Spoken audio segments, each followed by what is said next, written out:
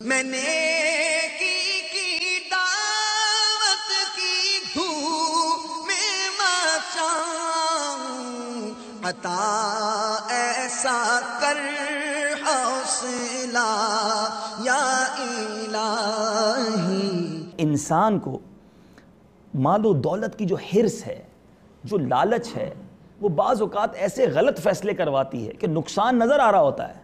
بندہ کہتا ہے بعد میں ٹھیک کر لوں گا، ابھی پیسے کما لوں بعد میں ٹھیک کر لوں گا، بس یہ کام ہو جائے پھر ٹھیک کر لوں گا۔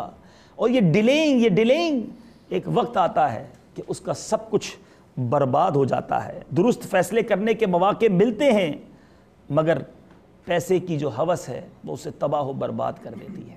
ٹائم از لمیٹڈ، اسی وقت میں ارننگ کر لوں۔ یعنی مثال کے طور پہ ہم کسی ایسی جگہ جائیں جہاں بزنس کا سیزن لگا ہوا ہو اور ہمیں کوئی کہے کہ جناب 2 مہینے کمانے کے لیے جتنا کمانا ہے کما لو، پھر یہ سیزن چلا جائے گا، تو ہم اس 2 مہینے میں بہت کوشش کرتے ہیں کہ سیزن کو گین کر لیں، جتنا چاہے وقت دے دیں، اس میں فیملی کو بھی ٹائم کم دیں گے، نیند بھی کم کریں گے کہ یار 2 مہینے بعد آرام کر لوں گا، یہ 2 مہینے میں بزنس اچھا کر لوں، ارننگ زیادہ ہو جائے پھر آرام ہے۔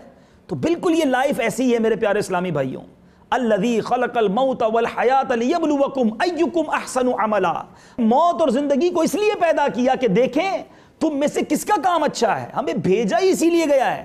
یہ 50 60 70 ایئرز وی ڈونٹ نو، ہم میں سے کسی کو نہیں پتا۔ اگر 70 ایئرز بھی ہیں تو لمٹ ہے نا، اس 70 ایئرز کے بعد اس کا رزلٹ اناؤنس ہوگا اور پھر اس کی جو ارننگ ہوگی اس کا ریوارڈ ملے گا، اس کا ثمرہ ملے گا۔ تو حرص ہونی ضرور چاہیے، لالچ ہونی ضرور چاہیے، مگر لالچ اس دنیا میں رہ کر آخرت میں کچھ کما کر جانے کی لالچ ہونی چاہیے، نیکیاں کرنے کی لالچ ہونی چاہیے۔ آج پرابلم یہ ہے کہ آج ہمیں مال کمانے کی لالچ ہے، آج دنیا بنانے کی لالچ ہے۔ آج ایسا فیل ہوتا ہے، بندہ سوچتا ہے بس 5 سال میں یہ کر لوں، 10 سال میں یہ کر لوں، بس جلدی کچھ کر لوں۔ واقعی جلدی کچھ کیجئے، مگر موت کی تیاری کیجئے، آخرت کی تیاری بھی کیجئے۔ فقط دنیا تیار کرنے کی فکر نہ کیجئے۔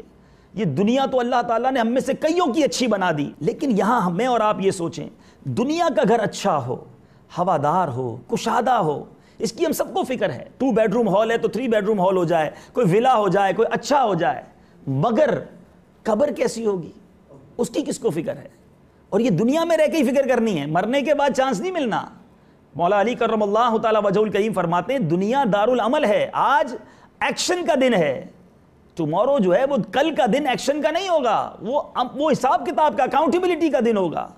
تو ہمیں ان تمام باتوں پر غور کرنا ہے۔ اب آئیے، ہمارے اسلاف کو بھی لالچ تھی، ہمارے صحابہ کو بھی، چونکہ ٹاپک میرا حرص ہے، وہ بھی حریص تھے، اور ان کی حرص کیسی تھی، وہ اس لائف میں رہ کر کس طرح میرے پیارے اور محترم اسلامی بھائیوں نیکیاں کمایا کرتے تھے۔ نبی پاک صلی اللہ تعالیٰ علیہ وسلم ایک بار صحابہ اکرام علیہم الرضوان کے ساتھ بیٹھے، اناؤنسمنٹ کیا، اعلان کیا، فرماتے ہیں آج کون ہے تم میں سے جس نے روزہ رکھا؟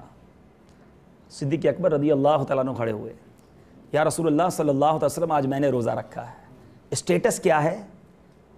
افضل البشر بعد الانبیاء، تمام انبیاء کے بعد سب سے افضل ہستی سیدنا صدیق اکبر رضی اللہ تعالیٰ عنہ، قطعی جنتی، عشرہ مبشرہ میں ہیں، خلیفۃ المسلمین ہیں، میرے آقا کے چہیتے صحابی ہیں۔ ہم اور آپ تو تھوڑی نیکیاں کر لیں تو سیٹسفیکیشن، ارے میں نے حج بھی کر لیا ہے، میں 5 ٹائم نماز پڑھتا ہوں، میں زکوٰۃ پوری نکالتا ہوں، اب اندر سے صدا آنے لگتی ہے تو بڑا نیک ہو گیا ہے، تیرا اب بہت ہے، تھوڑا بہت چلتا ہے۔ انسان جب تھوڑی سی نیکیاں کر لے تو اب گناہوں پہ اندر سے سیٹسفیکیشن کی آواز آنا شروع ہو جاتی ہے۔ کوئی بات نہیں، کاروبار میں اونچ نیچ چلتی ہے، تو زکوٰۃ بھی تو پوری دے دیتا ہے، تو حج بھی تو ہر سال کر لیتا ہے، تو نے پچھلے سال غریب کی بھی مدد کی تھی۔ میں اور آپ سیدنا صدیق اکبر رضی اللہ تعالیٰ عنہ کے قدموں کی دھول کے برابر بھی نہیں ہیں، لیکن میرے آقا پوچھتے ہیں کون ہے جس نے آج تم میں سے روزہ رکھا ہے؟ سیدنا صدیق اکبر کھڑے ہو گئے، یا رسول اللہ صلی اللہ علیہ وسلم میں نے۔ میرے آقا علیہ الصلوۃ والسلام نے پوچھا، تشریف رکھیں، بٹھایا، پھر فرمایا دوسرا سوال، دوسرا کوسچن، تم میں سے کون ہے جس نے آج جنازے میں شرکت کی ہے؟ صدیق اکبر رضی اللہ عنہ پھر کھڑے ہو گئے، آقا آج میں نے جنازے میں بھی شرکت کی ہے۔ کہا ٹھیک ہے بیٹھ جاؤ۔ ارشاد فرمایا اچھا تم میں سے کون ہے جس نے آج مسکین کو کھانا کھلایا ہے؟ سیدنا صدیق اکبر رضی اللہ عنہ پھر کھڑے ہو گئے، کہتے آقا آج میں نے مسکین کو بھی کھانا کھلایا ہے۔ یہ کیا تھا؟ پھر آقا علیہ السلام نے چوتھا سوال کیا، تم میں سے کون ہے جس نے آج کسی مریض کی عیادت کی ہے؟ سیدنا صدیق اکبر رضی اللہ عنہ پھر کھڑے ہو گئے، کہتے آج کے دن آقا میں نے مریض کی بھی عیادت کی ہے۔ میرے آقا علیہ الصلوۃ والسلام نے فرمایا کہ جس میں یہ خصلتیں جمع ہو جائیں وہ جنت میں داخل ہوگا۔ اب یہ مسلم شریف کی حدیث میں نے آپ کو سنائی، اتنا بڑا اسٹیٹس، ایک ہی دن میں روزہ بھی رکھ رہے ہیں، مسکین کو کھانا بھی کھلا رہے ہیں، جنازہ بھی شرکت ہو رہی ہے، مریض کی بھی عادت ہو رہی ہے۔ کیا تھا؟ ٹائم از شارٹ، گین کرنا تھا ان کو۔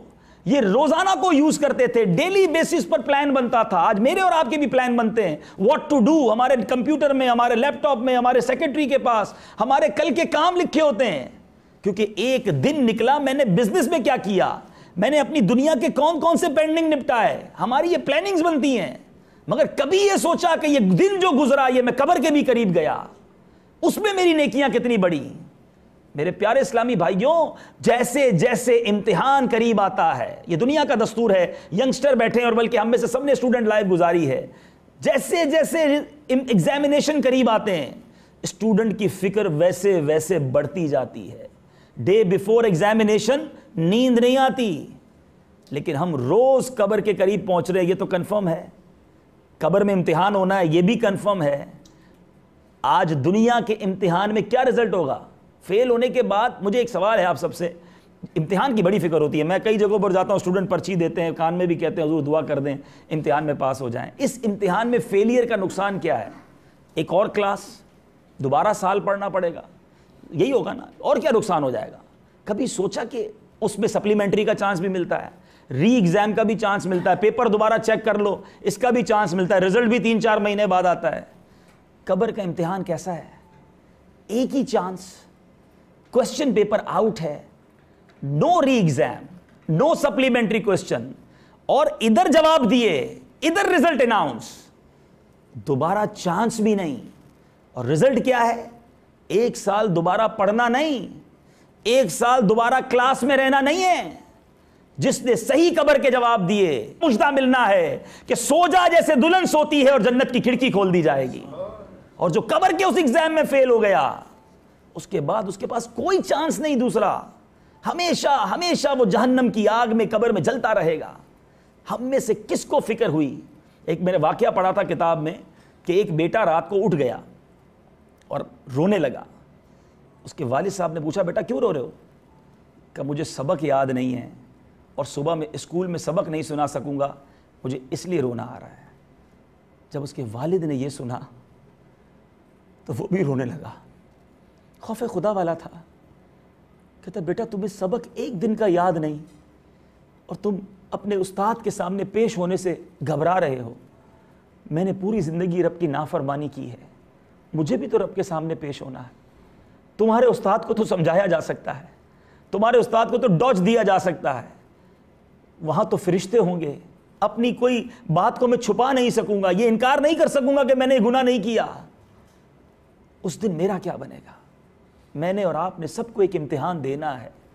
خدا را یہ لائف کو غنیمت جانیے، آپ کاروبار کیجئے، آپ بزنس کیجئے، مگر آخرت کو نہ بھولیے۔ یعنی اگر میں آپ کو یوں کہوں کہ آپ کے پاس چند سال ہیں، پریورٹی کے کام پہلے کر لیجئے، تو پریورٹی تو یہی ہے نا کہ ہماری آخرت بہتر ہو جائے۔ دنیا بہتر بناتے بناتے آخرت برباد ہو گئی تو ہم کدھر جائیں گے؟ دوسرا واقعہ سنیے، آپ نے سیدنا ابوبکر صدیق رضی اللہ تعالیٰ عنہ کی وقت کی قدر اور حرص دیکھی نیکیوں کی۔ امیر المومنین سیدنا عمر فاروق رضی اللہ تعالیٰ عنہ کے بارے میں آتا ہے، آپ بھی کیسے صحابی، عشرہ مبشرہ ہیں، قطعی جنتی ہیں۔ میرے آقا فرماتے جس گلی سے عمر گزر جائے اس گلی سے شیطان نہیں گزرتا، ایسا مرتبہ ہے، سیٹسفیکشن پھر بھی نہیں ہے۔ فرماتے ہیں جب آپ پر حملہ ہوا اور آپ شدید زخمی ہو گئے، بے ہوشی کے عالم میں چلے گئے، صحابہ اکرام علیہم الرضوان اٹھانا چاہ رہے ہیں، آپ کو ہوش نہیں آ رہا۔ کسی صحابی نے کہا کہ ان کو نماز کے نام پر اٹھاؤ، یہ نماز کے نام پر اٹھ جائیں گے۔ اعلان کیا صحابی نے امیر المومنین نماز، یہ سن کر فاروق اعظم رضی اللہ تعالیٰ عنہ اٹھ گئے اور فرمایا اللہ کی قسم جو نماز ترک کرے اس کا اسلام میں کوئی حصہ نہیں۔ پھر آپ نے زخمی حالت میں بھی نماز ادا فرمائی۔ آج سر میں درد ہو تو روزہ ختم، طبیعت بہتر نہیں تو نماز نہیں پڑھنی، ارے بعد میں رات کو مل کے ساری پڑھ لیں گے۔ یہ وہ لوگ ہیں جنہوں نے جنت کا اعلان مجدہ سن لیا تھا، مجھے اور آپ کو نہیں پتا، مگر یہ وہ ہیں جو زخمی حالت میں بھی نماز پڑھیں اور ہم امن کی حالت میں سکون میں بھی رب کو سجدہ نہ کریں۔ اللہ نے سب کچھ دیا مگر میں مالک کا شکر ادا نہ کروں، اس کی بارگاہ میں سجدہ نہ کروں۔ اس سے بڑی نافرمانی کیا ہے؟ آخری وقت تھوڑا رہ گیا، اور نیکیاں کما لوں، اور قرآن پڑھ لوں، اور کچھ لے جاؤں. یہی ہماری سوچ ہے کہ کچھ اور لے جاؤں، لیکن ہماری سوچ دنیا کی ہے. اور اللہ والوں کی سوچ یہ تھی کہ جو یہاں سے سمیٹنا ہے سمیٹ لوں. کہیے سبحان اللہ، زور سے کہیے سبحان اللہ. جو ایک بار سبحان اللہ کہتا ہے اس کے لیے جنت میں ایک درخت لگا دیا جاتا ہے. اب آپ مجھے بتاؤ، ایک لفظ اور اتنی نیکیاں، اور میرے پاس ذکر کا وقت نہیں. چوٹ کرنے کے لیے کہتا ہوں، اگر یہ اناؤنس کر دیا جائے جو ایک بار سبحان اللہ کا 1 درہم ملے گا، اب کتنی بار کہیں گے؟ شاید سارے کام چھوڑ کر یہی کرتے رہیں گے. تو یہ ہماری دنیا کی سوچ جو نا، یہی ہمیں ٹرن کرنی ہے کہ ہم اس لائف میں جتنی نیکیاں کما سکتے، تھوڑی لائف ہے، چلتے پھرتے اٹھتے بیٹھتے اچھے کاموں کی طرف توجہ رہے. لمحات تھوڑے ہیں، عبادت میں گزر جائیں، میں کچھ لے کر چلا جاؤں. میرے پیارے اسلامی بھائیوں، یہی ہمارے اسلاف کا طریقہ ہے، اور یہی الحمدللہ عز و جل دعوت اسلامی ہمیں سوچ فراہم کرتی ہے. بیزی لائف ہے ہماری، ہم نے اپنی لائف کے کچھ ایمز اینڈ آبجیکٹس بنا لیے ہیں، لیکن یہ طے ہے کہ ہم مسلمان ہیں. ہمارا یہ ایمان ہے کہ ہم نے جانا ہے. یہ دنیا ہمارا مسکن نہیں ہے. It is not over last destination. ہم یہاں پر مسافر ہیں، اصل ڈیسٹینیشن کچھ اور ہے. ابھی اللہ نے زندگی بھی دی ہے، صحت بھی دی ہے، عافیت بھی دی ہے. رب کی عبادت کر لیجئے. گناہوں کی حرص نہیں، حرص ضرور ہونی چاہیے، لالچ ضرور ہونی چاہیے، مگر وہ لالچ نیکیوں کی لالچ ہونی چاہیے، وہ اچھے اعمال کی لالچ ہونی چاہیے. میں نے کی دعوت کی دھوم میں مچاؤں، عطا ایسا کر حوصلہ یا الہی.